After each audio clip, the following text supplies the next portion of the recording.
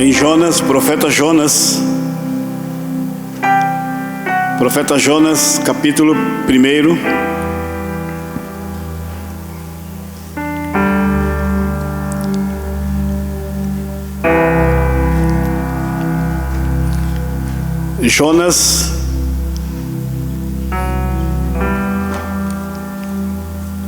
Jonas, capítulo 1.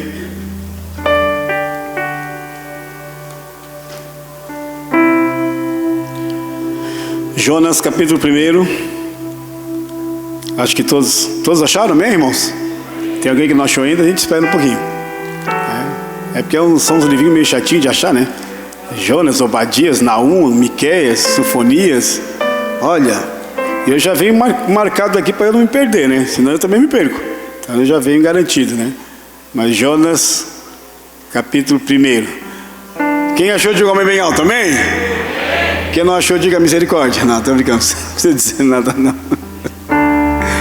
Ele diz assim, vou ler aqui na NAA.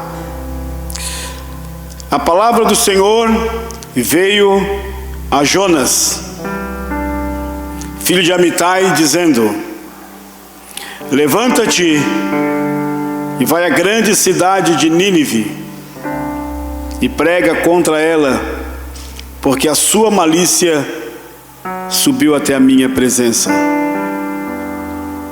Jonas se levantou, mas para fugir da presença do Senhor, para Tarsis. Ele então desceu até Jope, encontrou um navio que ia para Tarsis. Ele pagou a passagem e ali embarcou no navio para ir com eles para Tarsis, para bem longe da presença do Senhor. Mas o Senhor lançou sobre o mar um forte vento e levantou-se uma tempestade tão violenta que parecia que o navio estava a ponto de se despedaçar. Então os marinheiros ficaram com medo e clamavam cada um ao seu Deus. Amém e amém. Assim um pouquinho vamos orar em nome de Jesus. Deixa sua Bíblia aberta e nós vamos orar. E você pode deixar sua Bíblia aberta aí. Pai, nós te louvamos, te agradecemos pela tua bondade, pela tua graça. Mais um domingo nesse mês de agosto que nós estamos aqui. Já louvamos o teu nome, te agradecemos por cada irmão que está aqui neste local, cada pessoa que está nos visitando nesta noite. Nós queremos agora pedir, orar, que o Senhor ilumine esse texto, para que possamos crescer, para que o Senhor possa falar ao nosso coração e que possamos sair daqui renovados, desafiados, para andar contigo e para te servir da melhor forma possível, conforme a tua palavra. Usa a vida do profeta Jonas para falar ao nosso coração. Nós entregamos tudo, Senhor, nas suas mãos. É a nossa oração com fé, para a glória de Jesus Cristo. Toda a igreja diga amém? Amém. Irmãos, pode tomar assento em nome de Jesus. O livro do profeta Jonas, ele na verdade é um livro muito conhecido na Bíblia por todos nós. Se você perguntar para uma criança, e for agora ali na escola bíblica, e perguntar qual foi o profeta que o peixe engoliu, com certeza todas as crianças vão falar que foi o profeta Jonas, porque é uma história que, ao mesmo tempo que ela é real, ela também é lúdica, nesse sentido de ensinar os nossos filhos sobre a importância da mensagem de Deus no livro de Jonas. Todavia, Jonas ele foi um profeta que Deus chamou para uma missão muito importante. Na verdade, uma missão urgente, uma missão, na verdade, difícil do ponto de vista da estrutura onde Jonas estava vivendo. Então Deus chama, convoca, invoca a vida deste profeta e coloca, tipo assim, no colo dele uma missão difícil, mas necessária. Então ele tinha que, na verdade, levar uma palavra de juízo para uma nação que não era nem a nação dele. Ele não fazia parte daquela nação. Ele fazia parte da nação do norte, Israel. Mas Deus o chama pela primeira vez em toda a estrutura profética do Antigo Testamento. Um profeta sai da sua terra, sai da sua geografia e vai para outras bandas, vai para outra nação, a poderosa nação da Síria. Uma nação crescente, uma nação vitoriosa, mas também muito perversa, hedionda. E Deus chama Jonas para essa missão, como eu falei, difícil, complicada. E além de tudo, o que ele ia pregar era uma palavra de julgamento, uma palavra de juízo. Não era uma palavra de bênção, no sentido que Deus vai abençoar vocês. No final Deus vai abençoar, mas precisa de arrependimento. Mas é uma palavra de juízo para eles. E na verdade, o povo de Deus, quando você estuda o Antigo Testamento, você vai perceber que o povo de Deus era inimigo dessa nação. Era inimigo deles. Eles eram inimigos do povo de Deus. E Jonas tem que ir para a Síria, Jonas tem que ir para Nínive, para esse lugar terrível, esse lugar difícil. E assim, para eu ser bem didático nessa noite com vocês sobre essa palavra, eu queria dividir o livro de Jonas em 7 partes. Talvez a gente explore uma mais, outra menos, ou talvez alguma a gente não vai explorar. Mas para a gente compreender o livro, eu dividi ele em 7 partes para a compreensão do livro, que tem só 4 capítulos. Então, seria o primeiro, Jonas o chamado. Seria o segundo, Jonas o fugitivo. Seria o terceiro, Jonas o buscado ou procurado por Deus. Seria o quarto, Jonas o quebrantado, tem que se quebrantar. Seria o quinto, Jonas, aquele que é enviado de novo, que tem que abençoar. Ele não quer, mas ele tem que ir. O sexto seria o Jonas inconformado, ele não se conforma. Como? Que Deus salve esse povo. Ele é o profeta inconformado. Pela primeira vez, o Jonas, um profeta, prega. E a pregação dele 100% é aceita. Não existe isso nem com Jesus, nem com Paulo, nem com qualquer outro profeta.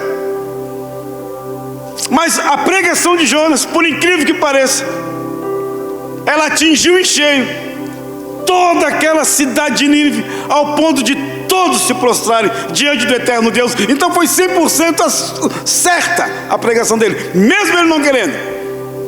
Então ele está inconformado com isso. Como que acontece isso? É o sucesso do fracasso, é o fracasso do sucesso de Jonas. E aí o sétimo seria o aprendizado, porque Deus vai ensinar esse homem. Deus vai ensinar Jonas. Deus vai usar tudo para ensinar esse profeta fujão. Então, o texto que nós lemos, que começa com o chamado, esse primeiro ponto aí, Deus vai chamar ele, mostra para nós que Jonas era um profeta. Está lá no Antigo Testamento, não vou entrar, mas lá você vai encontrar, lá em Reis, que Jonas era um profeta e ele era filho de Amitai. Aí na sua Bíblia, por isso quero pedir que você deixe um pouquinho a sua Bíblia aberta um pouquinho. Na sua Bíblia você vai ver no verso 1, no capítulo 1, verso 1, diz assim, que a palavra do Senhor veio a Jonas. A palavra do Senhor, ela é viva.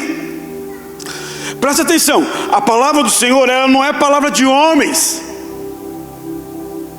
O Karl Barth que escreveu isso, palavra de Deus, palavra de homem. A palavra do Senhor, ela não é uma palavra do homem, ela precisa, quando Deus fala, quando Deus se move, quando a gente lê assim, a palavra do Senhor veio, então ela precisa ser obedecida. Essa semana, eu brinquei com algumas crianças aqui da igreja, que na escola, a gente aprende A, B, C. Eu estava brincando com as crianças. E aí eu disse para elas, servindo a Jesus Cristo, a gente aprende obedecer. A gente aprende a obedecer ao Senhor. Na escola, o ABC. No reino, o obedecer. O texto fala para nós, no verso 1, 2, assim: a palavra do Senhor veio a Jonas, foi direto ao profeta Jonas. A Bíblia diz, ele era o filho de Amitai, dizendo: levanta-te, eu tenho algo para você fazer. Esse capítulo mostra para nós por que é que Deus está chamando Jonas. Deus tem um objetivo, Deus tem um foco. Por que Deus está chamando esse homem? O chamado dele tem um objetivo, olha só qual é: levanta-te. Vê se não parece a nossa geração hoje. Vê se não parece Deus chamando você, Jonas, aí do banco. Veio a palavra para você também, para mim, para Jonas. E aí Deus fala: levanta-te, vá à grande cidade de Nínive. Vamos botar aqui a grande cidade de Tubarão, com mais de 100 e poucos mil habitantes. Pregue contra ela. Por quê? Então Deus diz: porque a sua malícia, o seu pecado, a sua afronta no aspecto da santidade de Deus, ela subiu diante do meu trono. Então Deus está enviando Jonas para que Jonas pregue a palavra de Deus para uma nação pagã, pecaminosa, descontínua, que precisa ouvir a palavra de Deus, que precisa ouvir aquilo que Deus falou para Jonas. Jonas não pode inventar nada. Jonas, ele é o transmissor daquilo que Deus transmite para ele. Jonas é somente o transmissor. Ele não pode inventar a pregação. Ele tem que pregar o que Deus falou, o que Deus disse para ele. E Deus deixou muito claro que ele tinha que pregar. Então Deus está falando aqui de cidade. Está falando aqui de um problema de cidade. Nós temos os nossos problemas de cidade. Poderia levantar aqui 1001 questões aqui de teologia bíblica da cidade. Os problemas sociais, os problemas éticos, os problemas morais de uma cidade, os problemas urbanos de uma cidade. A cidade é o local onde a gente vive, onde a gente habita, onde a gente nasce, cresce, onde a gente conhece Deus, onde a gente se afasta de Deus, onde tem gente que quer Deus, onde tem gente que não quer Deus. A cidade é esse embrolho de um monte de coisa.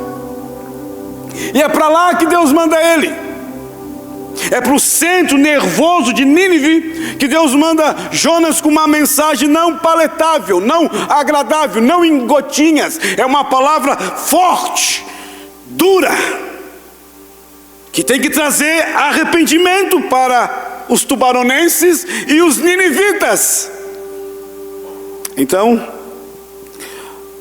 Deus está enviando Jonas para resolver problemas. Nínive, presta atenção nisso. Eu estou aqui usando a lente de um homem chamado Eugene Peterson. Ele escreveu um livro detalhado sobre Jonas. E ele está certo quando ele diz que Nínive representa os nossos problemas, que às vezes nós não queremos enfrentar, porque Nínive era um lugar de problemas. E eu não quero às vezes enfrentar os problemas da vida. Eu quero fugir. Tarsis. Eu quero ir para Tarsis, um lugar melhor, um lugar sem problemas, um lugar sem dificuldades nenhuma. Tarsis, no sul da Espanha, que foi fundado pelos fenícios. É para lá que eu vou. O Eugene Peterson está certo nesse sentido, porque nós também não queremos às vezes enfrentar nem os nossos próprios problemas, nem os nossos problemas de alma, nem os nossos problemas de mente, de coração, né? Ou no entorno nosso, da nossa família, ou um pouquinho mais na cidade, ou um pouquinho mais na igreja, os problemas que nós estamos inseridos, todos nós, neles. Ninguém aqui pode se levantar e dizer: eu não tenho nenhum tipo de problema, eu não tenho nenhum tipo de dificuldade. Não, todos nós, se não tem agora, vai ter. Mas o Jonas não quer. O Jonas não quer enfrentar os problemas. O Jonas, ele ouve a palavra de Deus, mas ele se faz de alguém que não ouviu. Ele tem uma doutrina correta de Deus, mas a alma dele é herética, porque ele não obedece a Deus. Então, ele resolve não ir para Nínive, porque lá tem um monte de problemas. Ele quer fugir dos problemas da vida. Eu sei, irmãos, eu estou aqui falando para homens e mulheres de Deus. Eu sei que a vida não é fácil. Eu sei que enfrentar as agrúrias da vida precisa da graça de Deus. Ninguém enfrenta no peito, ninguém enfrenta na raça, ninguém enfrenta na experiência, ninguém enfrenta a vida assim de frente, encarando ela. Não, a gente enfrenta a vida, o dia a dia dela, né? As demandas dela, né? Jesus já falou: basta o seu dia, o seu mal. A gente enfrenta como? Debaixo da graça do divino, debaixo da graça do eterno. Aí a gente vai seguindo, dando passo aqui, passo ali. Então Jonas, ele foge. O texto é claro para nós, olha aí no verso 1:3. Então Deus chama ele: levanta, meu amigo. Deus mostra a cidade, é Nínive, não é outra, é Nínive. É para lá que eu quero que você vá. Por que, Deus? Porque a sua maldade, a sua malícia subiu até as minhas narinas. Deus é o Deus santo, nós cantamos aqui. É o Deus poderoso, mas é o Deus santo. A base do trono de Deus é justiça e santidade, diz o salmista. Deus é o Deus santo. Então Deus está enviando Jonas para lá. E a Bíblia diz que Jonas então se levantou. A impressão é que Jonas vai cumprir o chamado. A impressão é que agora Jonas vai pregar. Jonas vai denunciar a mazela daquela geração. Mas Jonas se levanta e ele se torna um fugitivo. O texto fala para nós: Jonas se levantou mais para fugir. É estranho isso. Para fugir da presença do Senhor, diz a Bíblia. Quando você olha, por exemplo, a palavra Jonas no hebraico, ela significa pombo. Jonas vai bater asas para fugir, na verdade, da presença de Deus. Ele se torna um fugitivo de Deus. O texto é muito claro, fala para nós, depois eu repito aqui, mas diz assim: Jonas se levantou, mas para fugir, olha só, presta atenção nisso, da presença do Senhor, para Tarsis. O que ele fez? Desceu a Jope, que hoje é Tel Aviv, capital de Israel. Desceu a Jope, encontrou um navio, ele mesmo pagou a passagem, ele mesmo fez o seu itinerário: é Tarsis que eu vou. Pagou a passagem, embarcou no navio para ir com eles. Eles quem? Esses marinheiros aqui, desse navio que está indo para Tarsis. E mais uma vez aparece essa palavra: para longe da presença do Senhor. Presta atenção. Jonas e eu e você, às vezes temos uma teologia equivocada de Deus. O Jonas, ele achava que poderia fugir de Deus. Ninguém pode fugir de Deus. Nem você, nem eu, nem ninguém. Ninguém pode se esconder de Deus. O primeiro a fazer isso foi o Adão, lá no Éden. Quando ele peca, ele quer fugir de Deus, ele quer se esconder de Deus, ele quer ficar ausente de Deus, mas ele não vai conseguir fazer isso. Ele é o primeiro que tem uma teologia também equivocada, que quer fugir de Deus, que quer se esconder de Deus lá no Éden. E aí a voz de Deus no Éden brada, dizendo: Adão, onde é que tu estás? Não é que Deus não sabia? Ninguém pode fugir de Deus, nem você, nem eu, nem o meu pensamento, nem nada. Deus, ele nos vê, Deus, ele nos lê, Deus, ele vai no âmago mais profundo do meu ser e ele traz tudo a lume. Ele ultrapassa esse terno, essa camisa, ele vai na epiderme, ele vai lá no âmago do ser de todos nós, e ele sabe quem nós somos, e ele não nos conhece, ele nos desconjunta, ele sabe por detalhe, de trás para frente, de frente para trás. E o Adão se escondeu de Deus, achando que Deus não poderia saber onde ele estava. Deus sabia tudo. Da mesma forma agora o Jonas, a teologia dele é equivocada, é geográfica. Ele diz: Deus está me chamando para lá, para o oeste, eu vou para o outro lado. E parece que falta temor aqui de Deus no coração do profeta. Depois ele vai dizer que tem temor, mas parece que aqui faltou temor. O Jonas está fugindo de Deus, está fazendo uma teologia que eu botei aqui, a teologia do repeteco. A teologia que você vai repetindo. Alguém vai falando para você, sem base bíblica, e você vai repetindo aquilo que a pessoa falou, sem ter base bíblica, e assim a gente faz uma teologia do repeteco. Quando a gente vai para a Bíblia, não tem nada dessa teologia que a gente está falando dentro da Bíblia. Porque nem tudo que é do cristianismo, ou seja, nem tudo que é evangelho, nem tudo que é evangélico está no evangelho.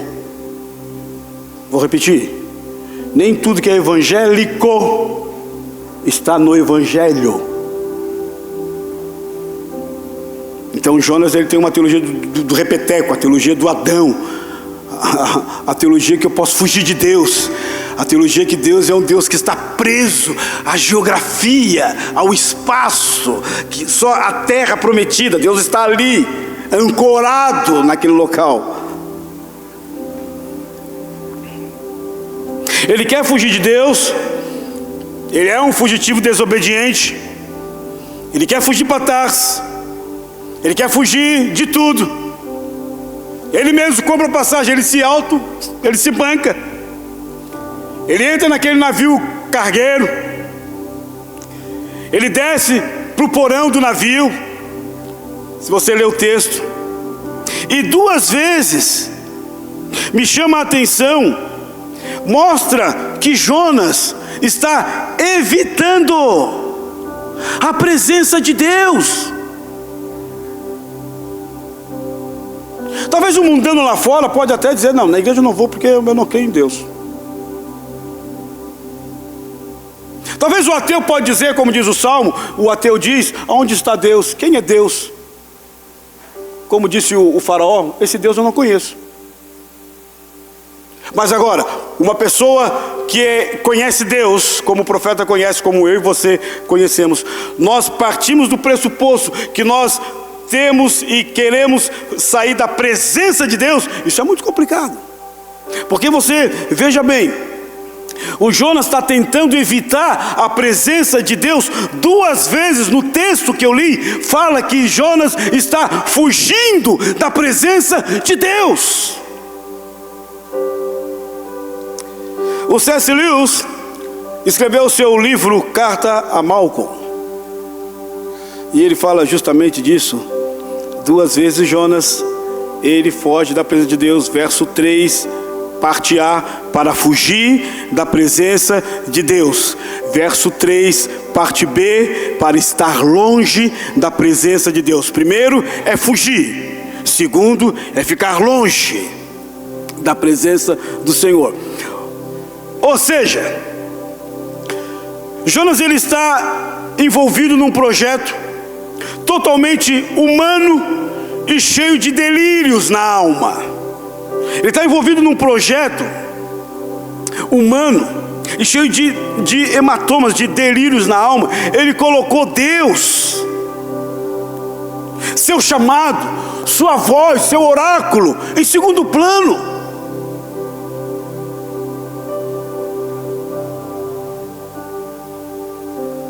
Quando ele foge, quando ele paga, quando ele entra naquele abençoado navio, quando ele está indo a direção a Tarsis, essa viagem dura 1 ano, não é perto. 1 ano. Quando ele está indo para lá, o Tarsis era o último lugar que a galera conhecia no sul da Espanha. Ele está indo com essa ideia de fugir da presença de Deus, de estar longe da presença de Deus. Então o plano dele, por isso que eu falei, é um plano de delírio, porque ele coloca Deus em segundo plano. Vai se colocando dentro dessa mensagem aí. Não é só Jonas que faz isso. Não é só Jonas que quer fugir. Não é só Jonas que ouve o que Deus fala e não quer botar em prática. Não é só Jonas que ouve dizendo: levanta-te, olha na tua frente, olha o teu vizinho, olha a tua família, olha o mundo, olha a igreja, levanta-te, abre a tua boca, fala, seja um Vox Dei, seja a voz de Deus para essa geração. E a gente quer fugir disso. Muitas pessoas que às vezes a gente vai conversar dizem: pastor, mas cara, se envolver com esse negócio de igreja é complicado, é muito problema, é dificuldade, e não sei, deixa eu aqui no banco, aqui no meu banquinho, né? Então aqui no banco eu sento, aqui no banco eu me levanto, eu vou para casa, eu não me envolvo com nada, né? Eu venho no culto aqui de domingo, eu chego às 7 horas, já está tudo arrumadinho, né? Se é verão, o ar-condicionado já está tudo certinho, se não é verão, as janelas ali de baixo, se é inverno, né? Então a galera já sabe, o pessoal do diaconato, né? A janela de baixo fica fechada para não deixar os irmãos, né, os mimimi, ficar com frio. Então eles abrem a parte de cima para circular por cima deles, porque se tocar na pele deles, eles já reclamam, ficam olhando para o diácono, a janela, fecha essa coisa, ai, meu Deus do céu, não venho mais nessa igreja, e não sei o que, tal.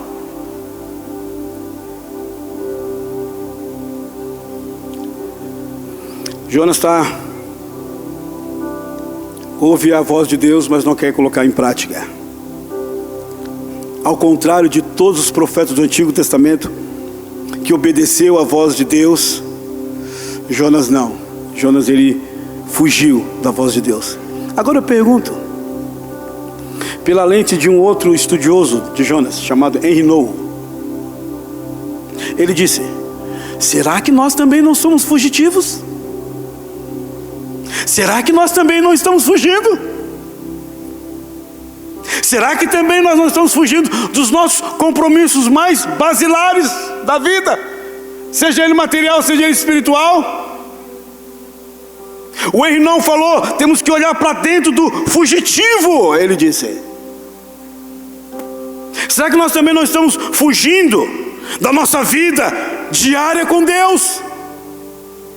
Será que nós também não estamos fugindo da nossa vida devocional, de oração, de busca, de compreender que Deus é poderoso, que Ele ainda é o mesmo, que Ele ainda faz milagre, que Ele ainda restaura, que Ele ainda abençoa? Será que nós não estamos racionalizando Deus?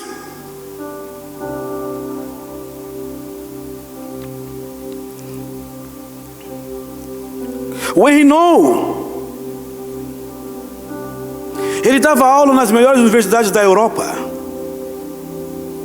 Notre Dame e tantas outras. Deus falou para ele: deixa tudo isso aí. Eu quero que você vá para The Break, para a Arca. Você vai cuidar de uma pessoa que tem síndrome de Down. Eu vou deixar tudo isso, tudo. Seu ministério é trabalhar agora com pessoas com síndrome de Down, especialmente um rapaz chamado Adam. Então para lá ele foi, Canadá.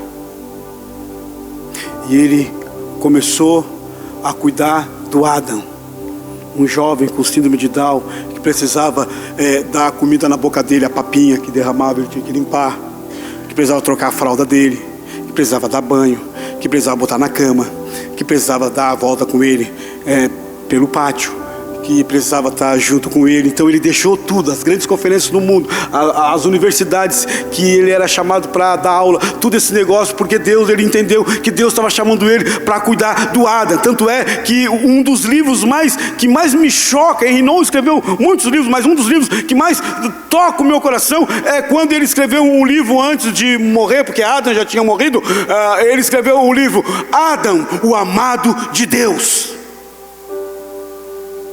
Ele diz: não foi Adão que aprendeu, foi eu que aprendi com ele sobre a vida, sobre o sentido real da vida. Quando eu enxugava a papa que caía dos lábios dele, era como se Deus estivesse ali. Então o Jonas, ele está fugindo como a gente também foge. A nossa geração é uma geração fugitiva, que foge às vezes dos compromissos mais basilares do reino de Deus, que foge de uma vida santa e consagrada. Nós também criamos os nossos Tarses de cada dia. Nínive eu não quero ir, Nínive é problema. Depois a gente vai ver que se der tempo. Eu não quero me envolver com problema. Eu me lembro uma vez, já faz muito tempo, nós trabalhávamos na Congonha, eu e a Cida. E tem um irmão que está, o Darcy está lá, e a Marilé. Naquela época nós trabalhávamos na Congonha. Já faz muito tempo atrás. E teve uma irmã da igreja que ela emprestou a moto dela para a gente ir para a Congonha de moto. Nós íamos de bicicleta, ou às vezes a pé. E aí, naquela época, né, faz muito tempo já, né, não precisava muito de capacete, de carteira. E eu não sabia andar muito bem de moto. Eu me lembro que a primeira vez que a irmã disse: aqui está a moto e tal. Eu falei: irmã, mas não precisa, a gente vai de bicicleta mesmo. Não, vai de moto. Todos os finais de semana vocês podem vir aqui pegar a moto e ir e tal. E aí eu peguei a moto, né, lá da casa dela, para pegar a Cida, para a gente ir. E naquela época eu não precisava de capacete. Mas ela falou: leva o capacete, irmão. Eu falei: não, mas não precisa. Não, leva, por precaução. Não precisa, leva. E eu botei o capacete. Aí eu vim aqui na avenida, aqui nessa Pedro Zapelini, e eu vim de moto, estava chovendo. E aí, em vez de eu frear com a traseira, eu freiei com a dianteira. O Delei está aqui, ele sabe. Na frente da casa do Delei, quando o Delei morava, tinha o supermercado Nunes, que agora é maior ali, que eles cresceram. Aí eu freiei com a dianteira. Eu não sabia, não estava acostumado. Eu vim arrastando aquela moto, o tanque da moto, capacete e tudo. Eu parei no supermercado. Pensa na gritaçada do pessoal. O capacete veio arrastando assim, eu caí lá dentro do supermercado, gritaçada. Até eu gritei, todo mundo: oh meu Deus do céu! Mas lá na Congonha, uma vez, nós vamos fazer uma visita. E aí tinha um problema. Tinha uma irmã lá que tinha falecido. E o pessoal queria que a gente fosse lá dar uma palavra. E aí nós fomos. Quando a gente estava no funeral ali, no velório, alguém chamou a gente e disse: o fulano de tal que ia na igreja, agora esqueci o nome dele, o fulano de tal está lá na casa dele, e ele está com um facão para furar a esposa dele. Corre lá. Eu falei: meu Deus do céu, onde é que a gente foi se enfiar? Eu não queria, eu queria fugir. E a gente foi, e ele estava meio mamado, e ele dizia: não vem que eu furo, não vem que eu vou te furar.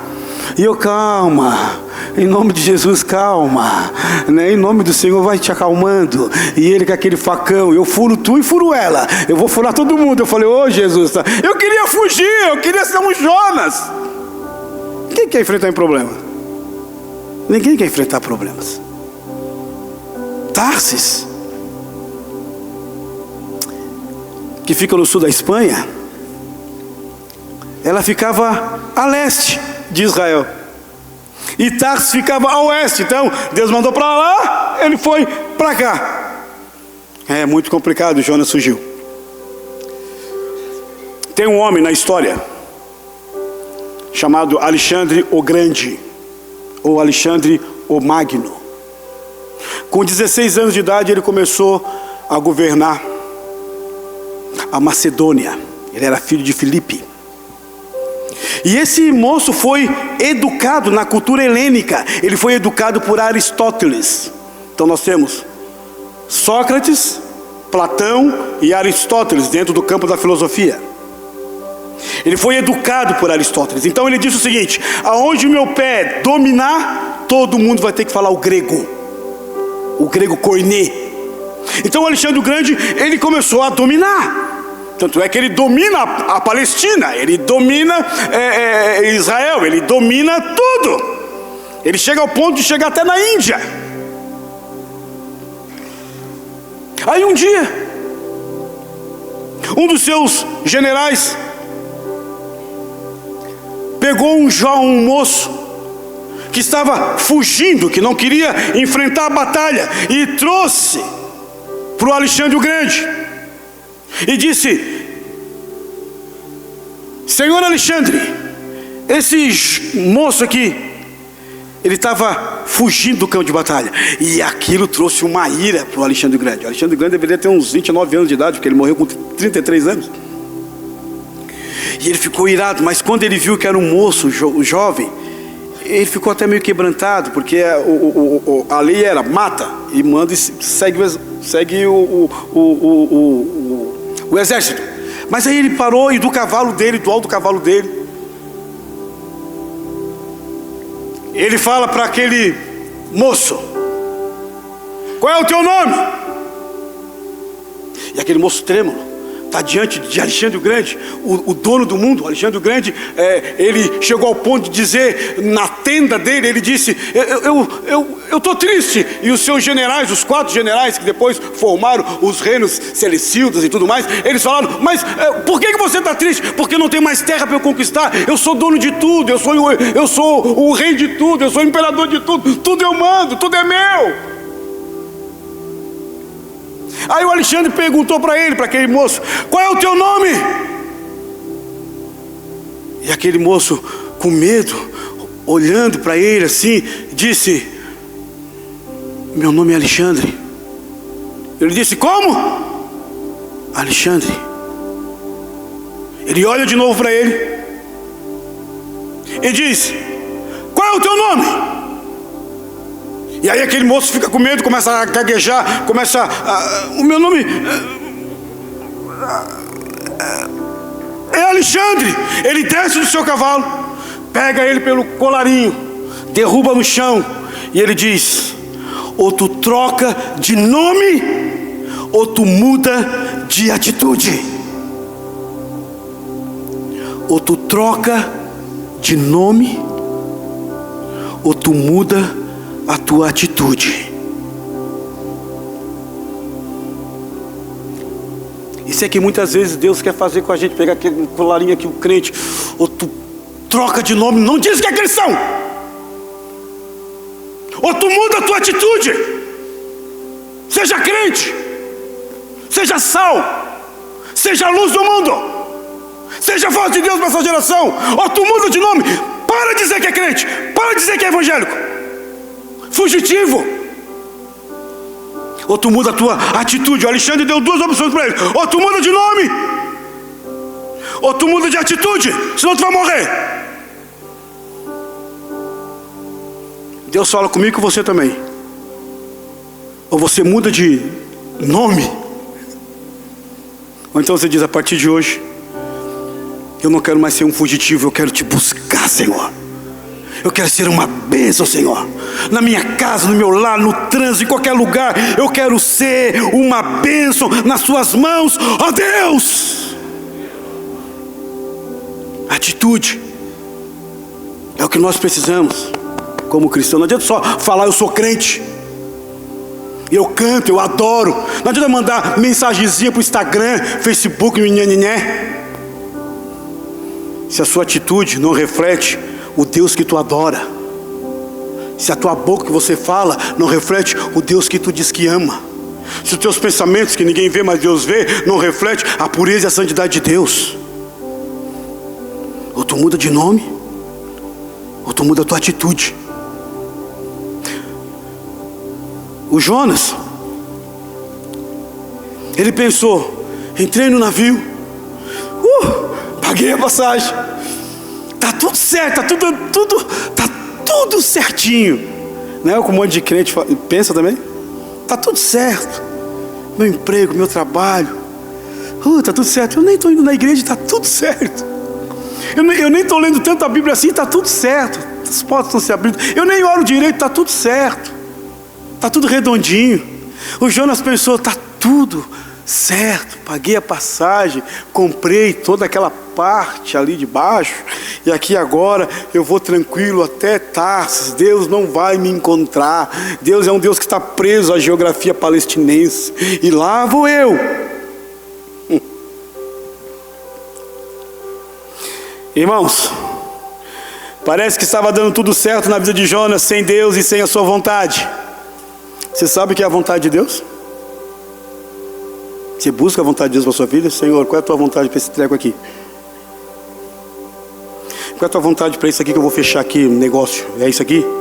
Qual é a tua vontade para isso aqui, para isso aqui? Será que a gente mantém essa oficina de compreensão da vontade de Deus, que é boa, perfeita e agradável? Então, às vezes, as nossas vontades não são boas, não são perfeitas, estão desagradáveis, porque nós não estamos na vontade do eterno Deus.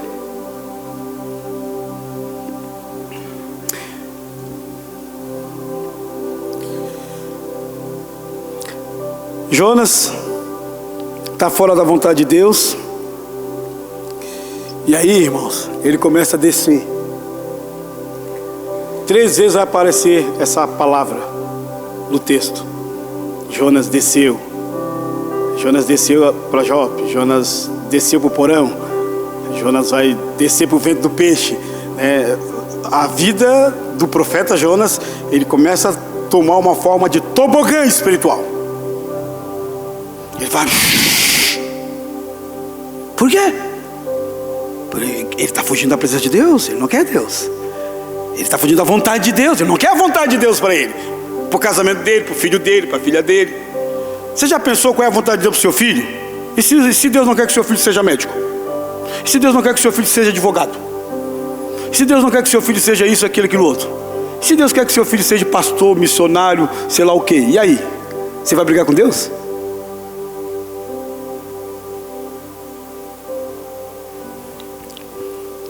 Depois você conversa com Deus lá. Ele começou a descer. Ou seja, o mundo encantado de Jonas começa a ser agora interrompido, presta atenção, pelo poder de Deus. O mundo que Jonas pintou, decorou, começa a ser interrompido. Começa a ter um dedo aqui na ilharga do mundo encantado que Jonas encantou. O mundo dele começa a ser interrompido agora pelo poder de Deus, que é o Deus Todo-Poderoso, que é o Criador dos céus e da terra. O que acontece? Deus vai em busca do Jonas. Deus vai em busca do profeta, do Nabu. Jonas é buscado por Deus. Deus não vai desistir de Jonas. Deus, deixa eu explicar uma coisa para você aqui. Deus não é um Deus geográfico. Deus não está só no solo palestinense, só em Israel. Deus é o Deus do universo. Começa já em Gênesis. Criou Deus os céus e a terra. É o universo. A nação, o Goi, vai surgir depois. Com clã, com família, clã, tribo, nação. Isso vem depois. Na teologia de Jonas, na mente de Jonas, Deus está só aqui, ó. Está só aqui nesse quadrante. Depois que o pastor der a bênção final, que eu for para lá, aí eu vivo a minha vida. Como alguém um dia falou, um pastor um dia falou para nós, a minha responsabilidade com os crentes é da porta para dentro. Da porta para fora eu não quero saber o que eles fazem. Eu falei, você está errado então.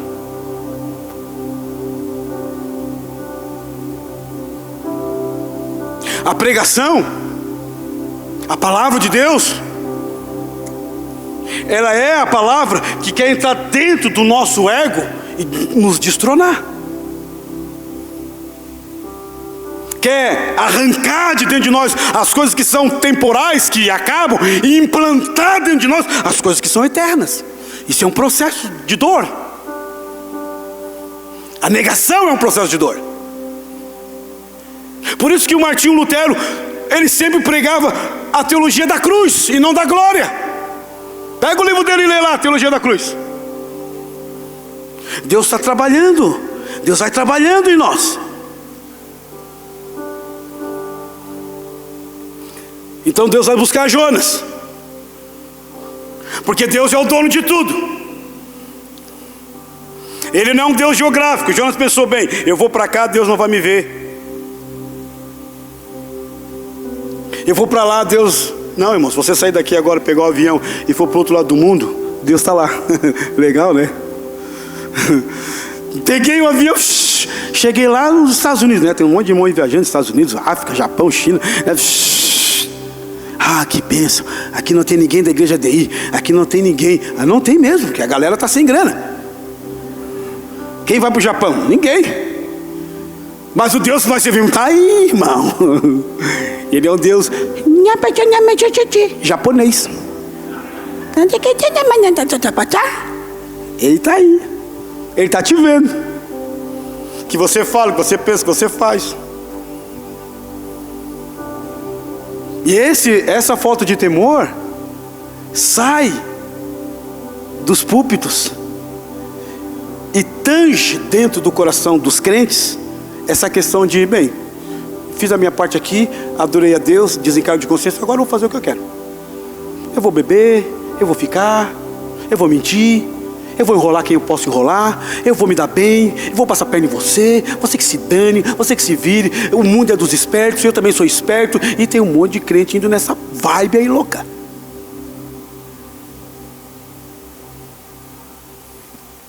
Aí Deus vai atrás de Jonas. Aqui eu vejo a grande ironia de Deus. Deus é irônico. Por que Deus é irônico? Desculpa, Senhor, eu falar isso. Porque Deus poderia chegar e o seguinte: o capitão do navio, na hora que o Jonas fosse comprar passagem: quem é você? Eu sou hebreu. Aqui não é hebreu, aqui é tudo pagão. Vai procurar a tua turma. Pronto, Deus poderia fazer isso. Quer pegar o navio? Vai pegar lá na casa do Rui Chapéu. Deus poderia facilitar. Tem coisas que Deus poderia facilitar. Oh Deus! Mas Deus não facilita, porque Deus é pedagógico. O que é pedagogia? Deus é aquele que vai te ensinar. Ele é pedagógico, então ele vai ensinar o Jonas. Quer fugir? Ok. Deixa Jonas comprar passagem. Deixa Jonas descer no porão. E aí Deus vai fazer aquilo que ele faz. Olha só. Quero fazer uma pergunta para vocês. Que você diga amém. Deus criou todas as coisas, amém? Vou estar fraco, irmão, que é isso? Vou dizer de novo. Deus criou todas as coisas, amém? Logo, todas as coisas devem prestar obediência a Ele, amém ou não? Tá, vamos repetir, gostei. Deus criou todas as coisas? Logo, todas as coisas devem prestar obediência a Deus. Quem é que deve prestar obediência a Deus? Primeiro, toda a classe angelical. Também os demônios. Seja principado, potestade, não importa. Todos têm que prestar continência a Deus. Depois, o homem. Quando o homem não presta continência a Deus, ele peca como Adão pecou, ele é expulso do Éden como Adão foi. Todos precisam prestar continência ao Deus que é soberano. E segundo, a sua criação tridimensional. Por que tridimensional? Porque o que ele criou no céu, o que ele criou aqui na terra, o que ele criou nos mares. Você vai ver isso. Todo mundo tem que prestar conta a Deus. Então olha só, verso 4 da sua Bíblia aí. Diz o que para nós? Diz assim, ó, dentro da criação tridimensional de Deus. Mas, então o Jonas está feliz em ter um navio. Estou fugindo da presença de Deus. lá, não, tudo certo, tal, tá? Aí, verso 4, mas o Senhor, tá com letra maiúscula aí. Irmão, isso aqui me dá até arrepio. Mas o Senhor, o Adonai, o Deus, o que ele fez? Lançou sobre o mar o quê? Um forte vento. O mundo de Jonas vai entrar em erupção distópica. O mundo de Jonas vai começar a ser abalado, como o nosso mundo também é. Agora presta atenção nisso. Não foi o diabo, nem a previsão do tempo do Coutinho. Foi o próprio Deus que lançou no mar o vento. Foi Deus que interrompeu.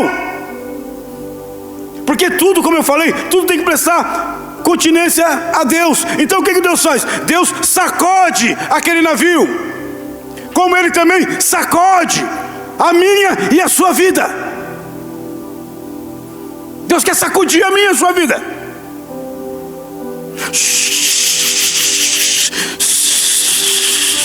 Desarruma tudo. Deixa que agora eu... Tira a mão, deixa que eu arrumo. Por isso Ele sacode.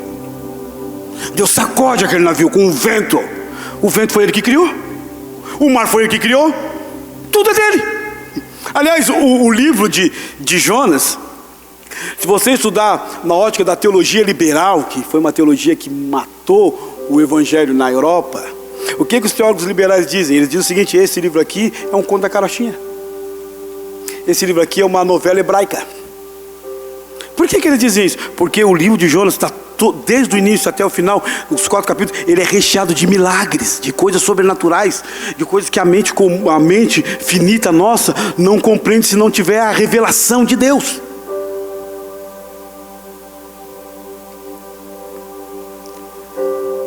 Deus sacode, o navio sacode a minha vida e a sua vida também. Deus manda o vento, Deus manda a tempestade. Deus aqui, Ele se mostra como o soberano que manda nessa jossa toda. É Deus que manda. Ele manda em mim, Ele manda em você. Ele domina eu e você. Ele faz o que Ele quer, na hora que Ele quer, quando Ele quer. Então Deus foi em busca de Jonas. Eu quero dizer uma coisa para você nessa noite. Quando eu estava pensando nessa palavra aqui, Deus vai em busca de Jonas, e Deus vai em busca de mim e de você também. Ele nos encontra na esquina da vida.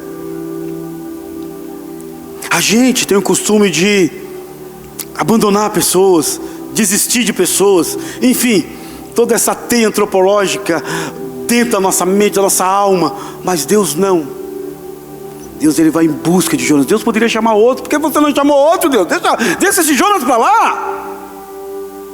Deixa ele para Tarsis. Tem tantos profetas aqui. Tem a casa dos profetas. Tem um monte de profeta. Chama outro. Se Deus tem um chamado na sua vida, aqui, estou falando para você agora, estou apontando para você. Se Deus tem um chamado para a sua vida, é você que vai ter que cumprir esse chamado. É você que Deus está chamando. É você que Deus vai em busca de você. E às vezes muita coisa na nossa vida é 2 passos para frente, 3 passos para trás, porque nós estamos fora do chamado de Deus. E parece que a nossa vida não anda, não desanda, não desata, não vai. O que está acontecendo? Volta um pouquinho. Esse não é o chamado de Deus para a sua vida, sei lá em que área que Deus quer usar você.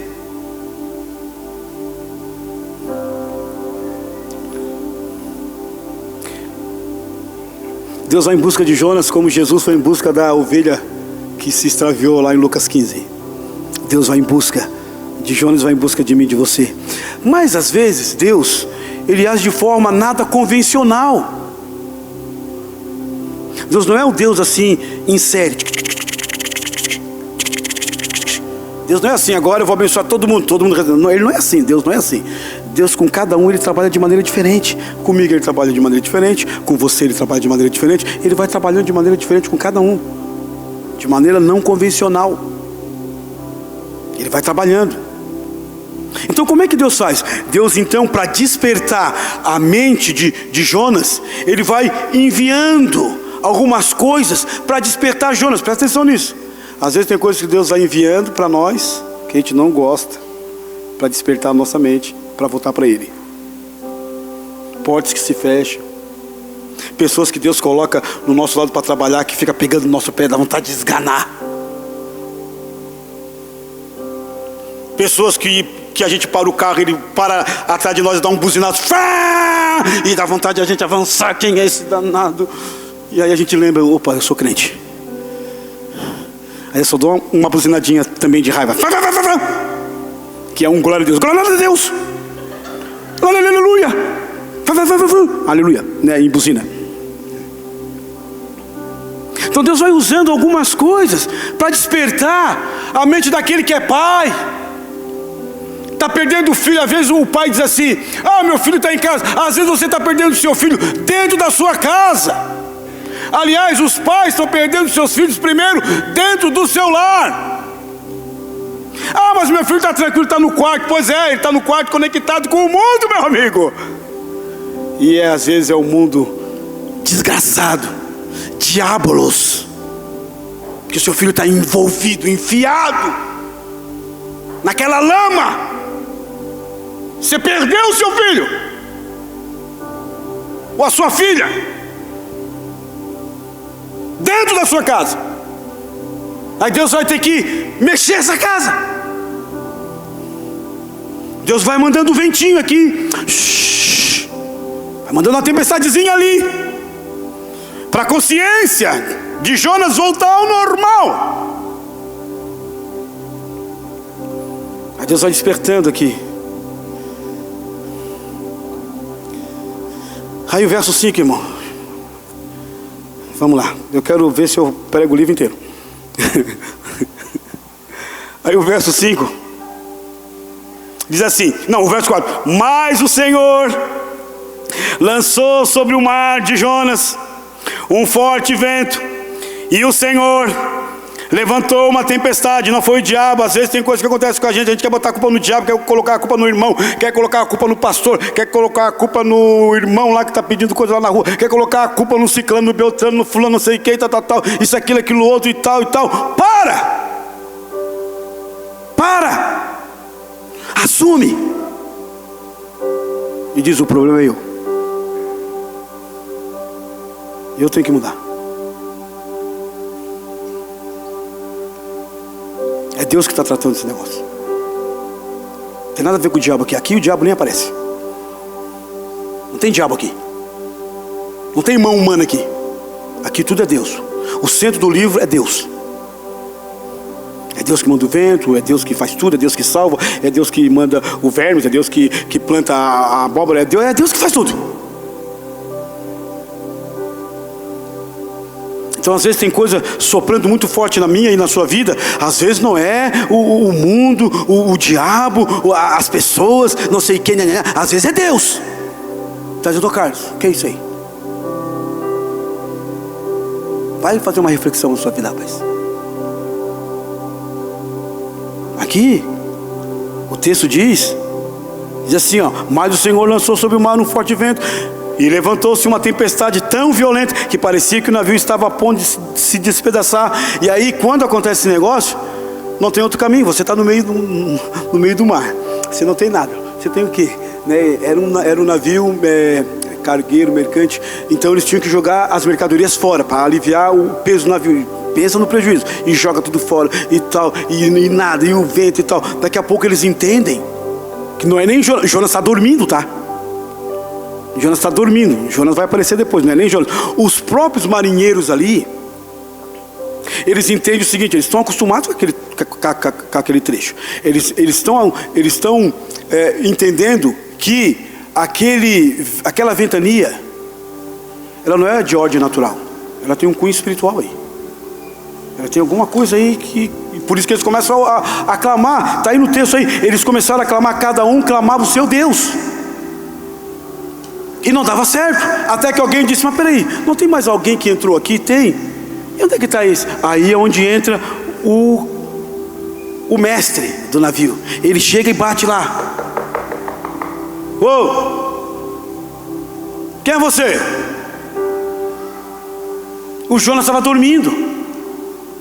Como às vezes a gente também está dormindo, o mundo está se despedaçando, as famílias estão se despedaçando, e às vezes a gente está dormindo, não é no sono físico de dormir, no sono espiritual. A gente tem que estar orando mais, a gente tem que estar intercedendo mais, a gente tem que estar buscando mais, a gente tem que estar se colocando mais na presença de Deus. O próprio apóstolo Paulo diz, desperta tu que dormes, desperta. O Jonas estava dormindo, e aí olha só,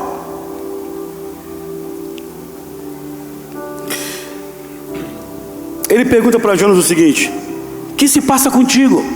Está escrito no texto, não precisa agora você ler, para a gente ganhar tempo aqui. Mas ele fala para Jonas, ou para a igreja ADI de Tubarão: ô pessoal, o que está passando com vocês aí? Vocês têm que ser uma igreja do fervor, vocês têm que ser a igreja da oração, vocês têm que ser a igreja da adoração, vocês têm que ser a igreja da comunhão, vocês têm que ser a igreja que chega aqui para adorar a Deus. O que está acontecendo? O que se passa contigo? Agarrado no sono. Levanta. Olha, é a mesma palavra que Deus falou para ele agora. Deus está usando a boca de um incrédulo para falar para Jonas. Levanta, Jonas. Levanta, invoca o teu Deus, porque o nosso aqui não está dando certo. O mundo está invocando os deuses dele. Vocês viram agora ali em Cachoeirinhas, né? A estátua do Lúcifer, tá mó briga aquele negócio. A estátua que erigiram do Lúcifer.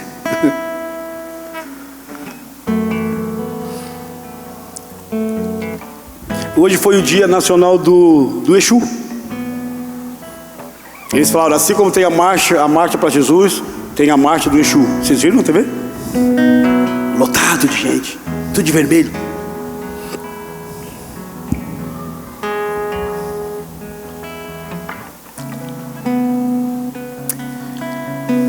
Levanta-te, invoca o teu Deus para o teu filho, para o teu esposo, para a igreja. Invoca o teu Deus. Talvez o teu Deus, eles estão falando, lembre de nós para que não morramos. Nós estamos aqui numa situação difícil. Tem 3 tipos de morte: a morte física, quando o caixão vem para cá, mas tem a morte espiritual e a segunda morte que diz o Apocalipse. Tem um monte de gente que está morta espiritualmente. Ele vem para a igreja e não sente mais Deus. A igreja virou uma espécie de lugar onde eu venho me encontrar com meus amigos. Ele não vem mais com o coração aberto, quebrantado, para Deus falar com ele, para Deus desmontar ele, para Deus montar ele de novo. Ele não vem mais assim, porque ele está morto. E morto não sente nada. Joga água quente, joga água fria, não sente nada.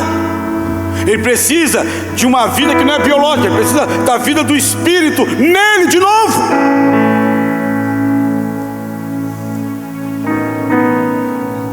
Ele continua dizendo: que ocupação é a tua?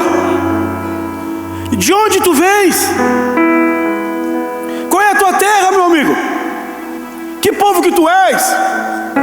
Aí o Jonas tem peito para dizer: é verdade, o errado aqui sou eu. E o Jonas disse: eu sou hebreu, eu temo ao Senhor, o Deus dos céus, que fez o mar e a terra. Sabe como que vai resolver esse problema todo aí? Estou resumindo aqui o texto. Jonas fala para eles: sabe como que vai resolver tudo isso aqui? Jonas se humilha, reconhece o seu erro, sabe tudo que está acontecendo é por causa dele. O Jonas diz assim: sabe como é que vai resolver essa situação toda aí? Está no verso 11 e 13, eu não vou ler. Me lança no mar, lança-me no mar. Está lá no verso 13. Lança-me no mar.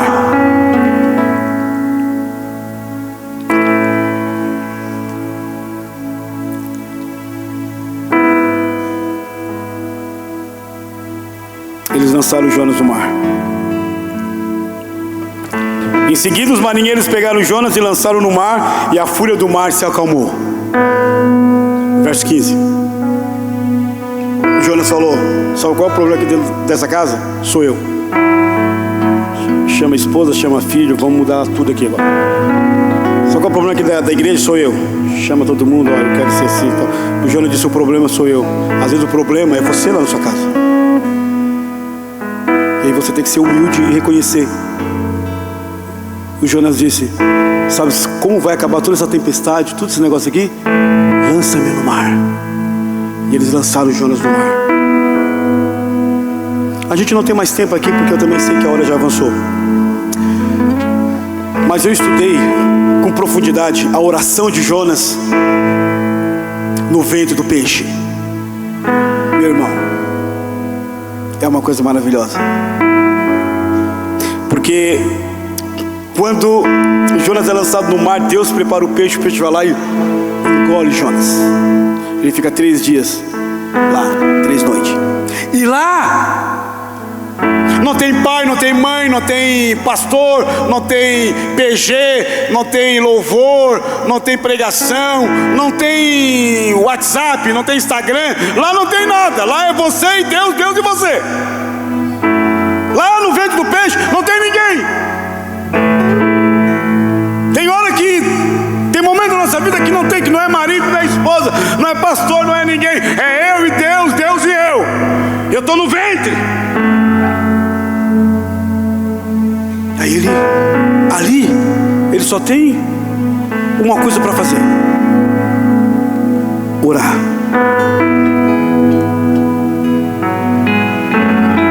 Jonas então ora, o texto diz, então Jonas do ventre do peixe orou ao Senhor, seu Deus disse, na minha angústia, eu clamei ao Senhor. Eu tive o trabalho de analisar essa oração de Jonas. Cada frase da oração de Jonas é um salmo, se você quer saber. Por exemplo, nessa aqui, ó, na minha angústia que clamei ao Senhor, ele está citando o Salmo 18.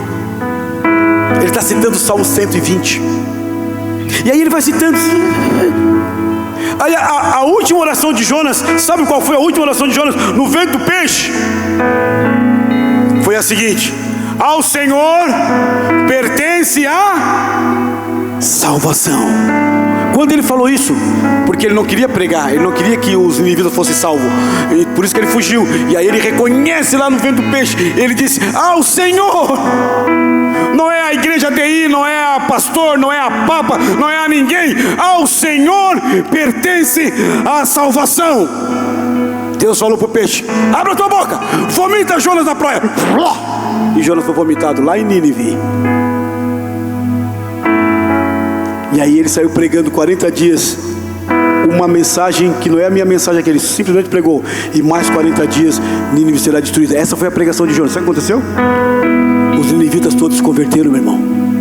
Não foi um bairro, não. Foi uma cidade grande, maior que Tubarão. Todo mundo se converteu, desde o pobre até o rico. Começou o avivamento na classe mais baixa, foi para a classe média e chegou no rei. O rei tirou a coroa, se vestiu de pano de saco e cinza, se humilhou e decretou: todo mundo tem que jejuar, até os cachorros, tudo gado, todo mundo vamos jejuar. E eles se quebrantaram, e eles se humilharam, e foi um grande avivamento, e todo mundo se converteu.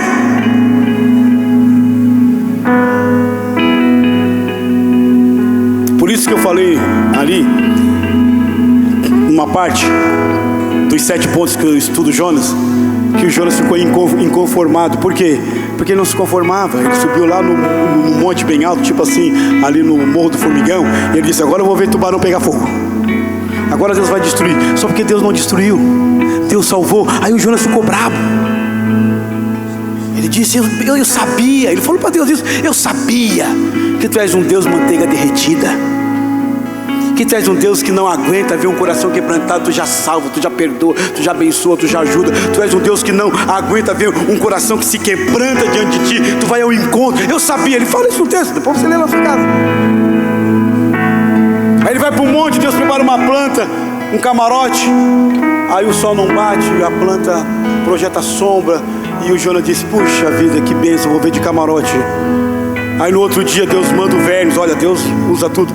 O verme vai lá, o veneno pica a planta morre. Aí o Jonas chora: por que essa planta, isso, aquilo, aquilo outro, tal. E aí Deus fala para ele: Jonas, essa planta aí tu não plantou, tu não fez nada, e tu tem compaixão dessa planta, e tu acha que eu não ia ter compaixão de mais de 120 mil que não sabe discernir entre a mão direita e a mão esquerda, e muitas crianças. Acaba a história assim, mostrando o Deus que salva e que dá lição para o profeta. Aqui tinha 5 lições aqui que eu ia falar, mas o tempo já passou. Mas que Deus, na síntese, é isso que Deus fala. Quero convidar você para se colocar em pé.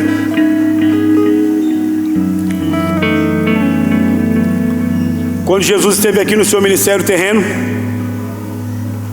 indagaram Jesus e ele falou: nenhum sinal eu vou dar para vocês, a não ser o sinal de Jonas, que ficou 3 dias no ventre do peixe. Depois Jesus falou em Mateus 12: os ninivitas se levantarão no juízo com esta geração e condenarão, porque se arrependeram com a pregação de Jonas. E ele acaba dizendo: eis aqui quem é maior do que Jonas. Eu sou maior do que Jonas. Se você não se converte com a minha pregação, e os ninivitas vão julgar vocês.